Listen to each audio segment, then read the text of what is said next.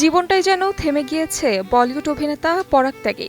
রবিবার স্ত্রী শেফালির দাহকার্য সম্পূর্ণ হওয়ার পর স্ত্রীর শেষ অস্থি আঁকড়ে ধরে তিনি পৌঁছেছেন আরব সাগরের পাড়ে। সমুদ্রের বুকে স্ত্রীর শেষ অবশিষ্টটুকু মিশিয়ে দিলেন ভালোবাসা আর চোখের জলে। সামাজিক মাধ্যমে ছড়িয়ে পড়েছে সেই হৃদয় বিদারক মুহূর্তের ভিডিও, যা দেখে দুঃখ প্রকাশ করেছে ভক্ত অনুরাগীরাও।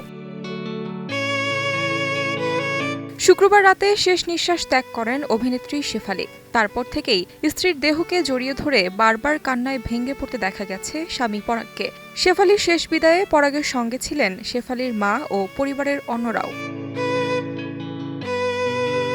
এদিকে শেফালির মৃত্যুর পর থেকেই শুরু হয়েছে তদন্ত।